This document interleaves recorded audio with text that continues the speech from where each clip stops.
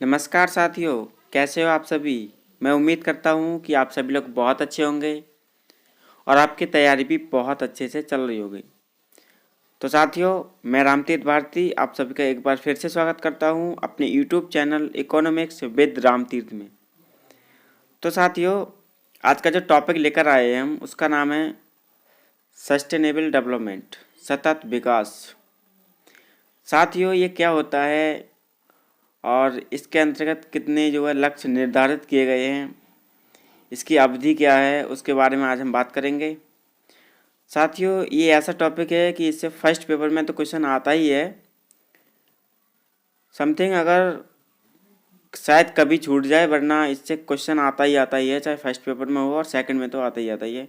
और first paper में भी इस क्वेश्चन बहुत बहुत बार पूछा गया है और आता ही है। तो साथियों, इस टॉपिक को आप बहुत अच्छे से तैयार करें और मैंने एक एक पॉइंट इस टॉपिक का आपके लिए समझाया है। और मैंने इसमें साथियों ओल्ड क्वेश्चन शामिल नहीं किए हैं, लेकिन मैं आपको बता दूंगा कि कौन सी सन में क्या क्या क्वेश्चन पूछा गया था आगे आने वाले टाइम में। तो साथियों, शुरुआत करते हैं आज की क्लास। 1982 के दशक में प्रकृति के संरक्षण के लिए विश्व पर्यावरण एवं विकास आयोग WCET, world commission on environment and development. साथियों, इसकी फुल फॉर्म आप याद रखें, फुल फॉर्म कभी भी पूछ सकता है, चाहे वो फर्स्ट पेपर में हो या सेकंड पेपर में हो। आप इसकी ईयर और फुल फॉर्म अच्छे से याद रखें। तो WCED के द्वारा अध्ययन कर आवर कॉमन फ्यूचर, हमारा भविष्य, आवर कॉमन फ्यूचर नाम से रिपोर्ट जारी की गई, जिसे ब्रंटलैंड रिपोर्ट भी कहा जाता है। इसे यूनाइटेड नेशन ने 1987 में स्वीकार किया।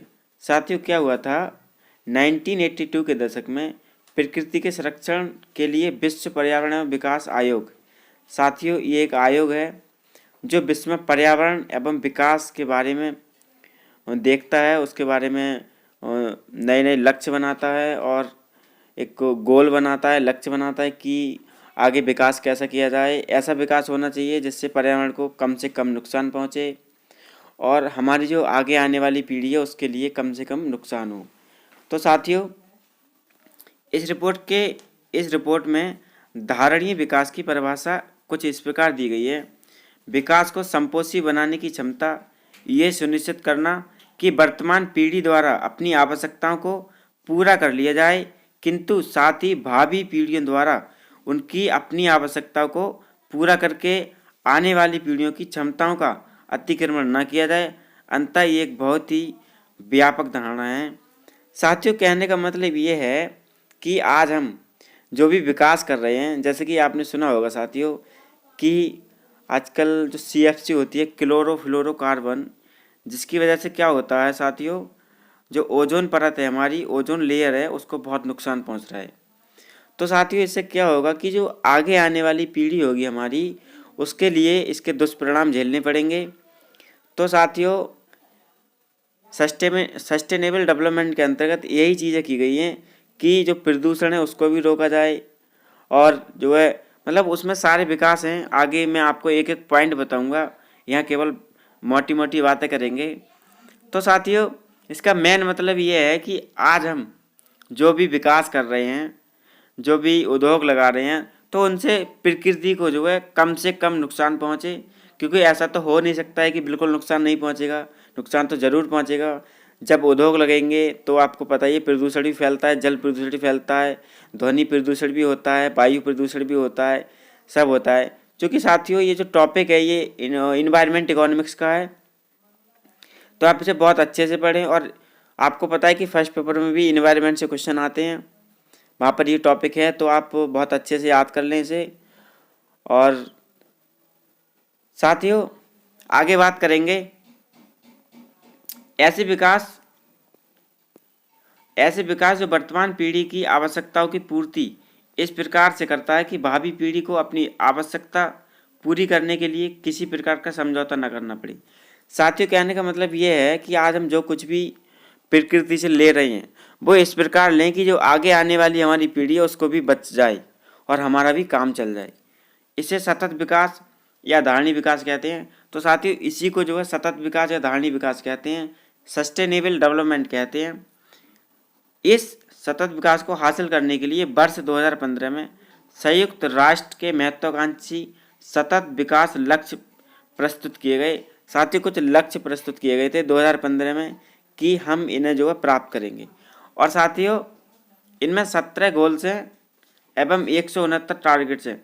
साथियों इसमें जो है 17 गोल थे और 17 गोल के अंतर्गत 169 ऐसे टारगेट हैं जिनके ऊपर हम बात करेंगे कि इन 17 गोल के अंतर्गत ये 169 टारगेट आते हैं जो धारणीय विकास या सतत विकास को परिभाषित करते हैं या उन्हें सतत विकास या धारणीय विकास को और बढ़ाने की चेष्टा करते हैं।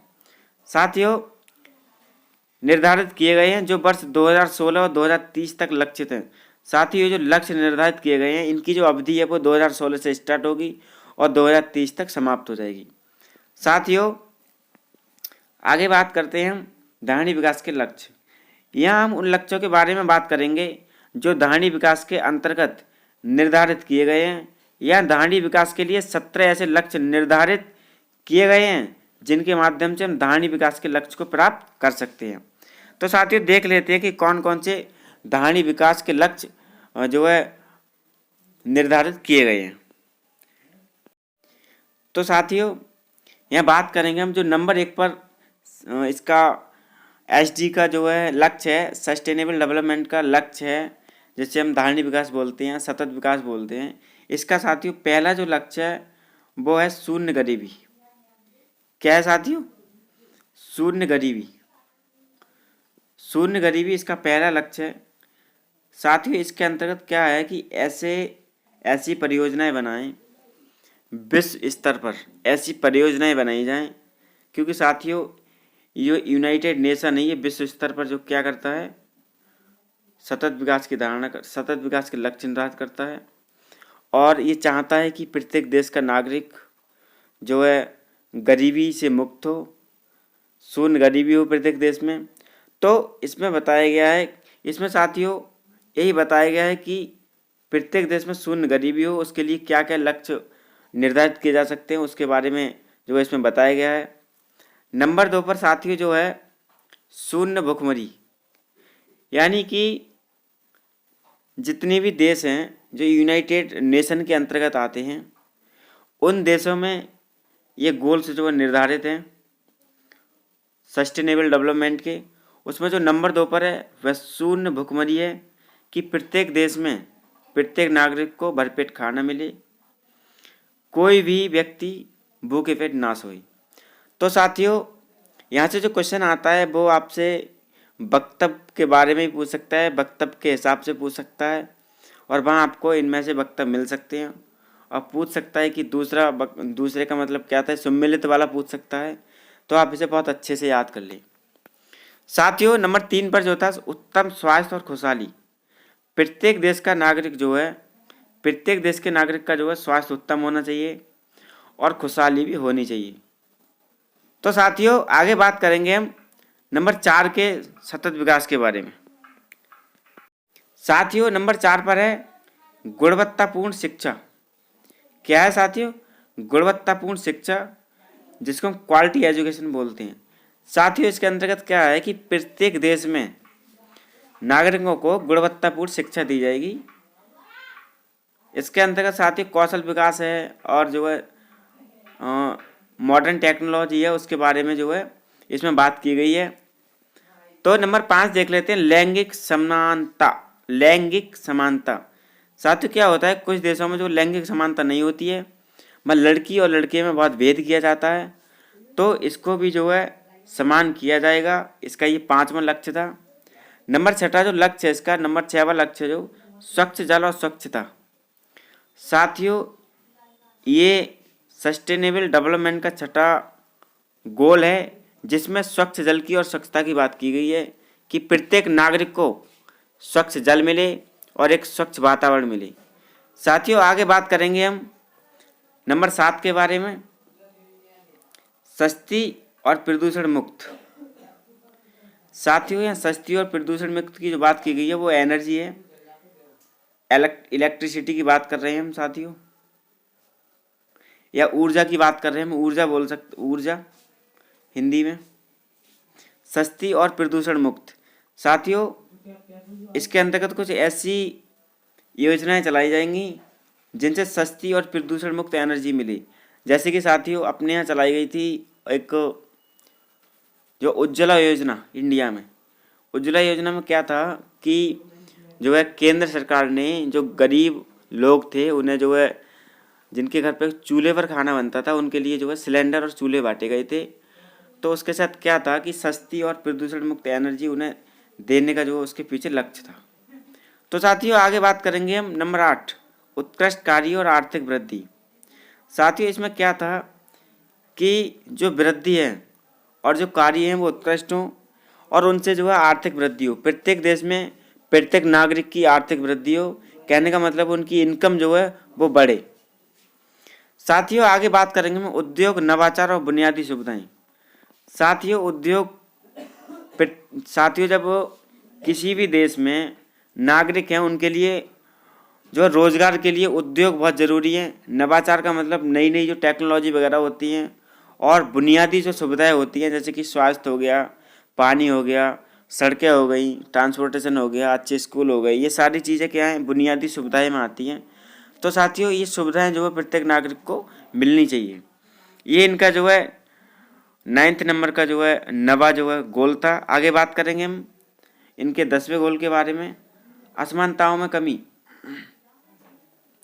साथियों इसके अंतर्गत प्रत्येक नागरिक, जैसे साथियों कुछ नागरिक कुछ लोग ऐसे होते हैं कि कुछ देश ऐसे होते हैं जहाँ पर जो है क्या बोलते हैं कि एक दूसरे में विभेद समझा जाता है कि तुम ऐसे हो। जैसे कि बात करें अमेरिका की तो वहाँ पर एक नस्ल भेद होता है, जो लोग गोरे होते हैं वो जो वहाँ के काले लोग होते हैं उन पर जो अत्याचार करते हैं। ऐसे साथ तो इंडिया में जो है जैसे कि अभी तक जातीय व्यवस्था चल रही है, तो ये सब क्या है लैंगिक असमानता हो गई, उसकी बात अलग है। इसमें यहाँ असमानता की बात चल रही है। तो मान लो ये जाति व्यवस्था हो गई या फिर अमेरिका की जो नस्ल भेद की बात हो गई। तो साथियों इसमें जो कमी की जाएगी और इस असमानता में कमी की जाएगी और इस असमानता को जो है दूर किया जाएगा। साथियों नंबर 11 पर संवहनीय शहर और समुदाय। साथियों हमारे यहाँ जो शहर हैं उनमें बहुत अव्यवस्थाएं फैली हुई हैं।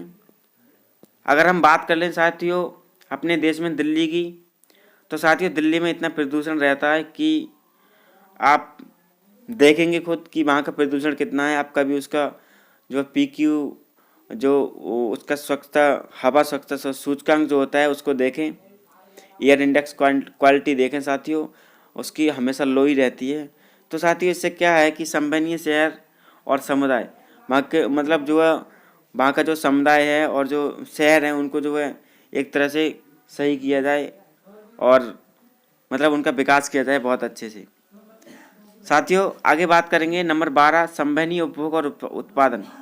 साथियों प्रत्येक नागरिक को जो है एक जो है उपभोग जो होता है उसका जो उपभोग स्तर होता है और उसका जो उत्पादन स्तर होता है वह भी निर्धारित इसके तहत किया जाएगा। इनका जो है 12वां लक्ष्य है। साथियों आगे बात करेंगे हम जलवायु कार्रवाई। साथियों जलवायु कार्रवाई के तहत जैसे कि पृथ्वी सम्मेलन है साथियों, रियो डी जेनेरियो सम्मेलन है, जिसके तहत जो है ओजोन जो परत है उसका संरक्षण किया जाता है। तो नंबर 13 में जो है जलवायु कार्रवाई के बारे में बात की गई है, जिससे जो हमारी जलवायु को क्लाइमेट जो है उसको जो है कोई नुकसान ना पहुँचे और जो नुकसान पहुँच भी रहा है उसमें कमी की जाए। तो साथियों नंबर 14 पर बात करेंगे जलीय जीवों की सुरक्षा। साथियों जो जल में जीव रहते हैं उनकी सुरक्षा के बारे में बात की गई है नंबर 14 में, जैसे कि व्हेल हो गई, मछलियाँ हो गई या फिर जितने भी जीव जो है जल में रहते हैं उनकी सुरक्षा की बात की गई है। नंबर 15 पर साथियों बात की गई जलीय जीवों की सुरक्षा की। साथियों इसके अंतर्गत जो है जैसे शेर हो गया, चीता हो गया, भालू हो गया, उनके बारे में बात करते हैं। और जो जंगली जीव जितने भी होते हैं जो थल पर रहते हैं, ज़मीन पर रहते हैं, साथियों तलीय का मतलब होता है ज़मीन, उन पर जो जितने भी जीव रहते हैं उनकी सुरक्षा के बारे में बात की गई यहाँ पे। और जो है उनकी ये भी इनका जो 15वां लक्ष्य है। साथियों आगे बात करेंगे नंबर 16 शांति, न्याय और सशक्त संस्थाएं। साथियों इसमें क्या है कि शांति, न्याय और सशक्त संस्थाओं के बारे में बात की गई, जिससे कि शांति हो, न्याय हो और जो हमारी संस्थाएं हैं वो सशक्त बने। साथियों नंबर 70 पर बात करेंगे लक्ष्य हेतु भागीदारी। कहने का मतलब ये है कि लक्ष्य जो हम निर्धारित किए हैं जो उनके लिए, उनको प्राप्त करने के लिए हम जो है एक भागीदारी निभाएंगे। तो साथियों ये थे सस्टेनेबल डेवलपमेंट के गोल, जो 17 थे, मैंने आपको 17 भी बता दिए हैं। आप इन्हें अच्छे से और तैयार कर लें वीडियो को बार बार देखकर। तो साथियों ये जो है वेटलैंड रिपोर्ट था, इसमें जो है environment, liable, viable, sustainable, social, fair और इकोनॉमिक। साथियों इसकी जो मतलब किसी भी देश में सोशल, इसके जो 3 पॉइंट हैं मेन सोशल, इन्वायरमेंट और इकोनॉमिक, पर्यावरण, समाज और आर्थिक। साथियों पर्यावरण, समाज और आर्थिक ये तीनों जो पायदान हैं बहुत मजबूत होने चाहिए किसी भी देश के। इन्वायरमेंट, सोशल, इकोनॉमिक कहने का मतलब है पर्यावरणीय, सामाजिक और जो है आर्थिक, ये तीनों जो है आयाम जो है बहुत मजबूत होने चाहिए। तभी जो है एक देश में एक व्यक्ति को जो मूलभूत सुविधाएं होती है वो मिल पाएंगी। और जो हमारे लक्ष्य के विकास जो हैं 17 एसडी के विकास हैं, सस्टेनेबल डेवलपमेंट के विकास हैं, जिसे हम धारणीय विकास कहते हैं, सतत विकास कहते हैं, उनको जो हम हासिल कर पाएंगे। तो साथियों आपको आज की क्लास कैसी लगी हमें कमेंट्स के माध्यम से ज़रूर बताएं। और जो साथी मेरी क्लास को पहली बार देख रहे हैं वो मेरी क्लास को सब्सक्राइब करें और बेल आइकन का बटन दबाएं, जिससे कि जब मैं क्लास अपलोड करूं तो आपके पास मेरी क्लास का नोटिफिकेशन पहुंच जाए। तो साथियों कल तक के लिए नमस्कार, जय हिंद, जय भारत।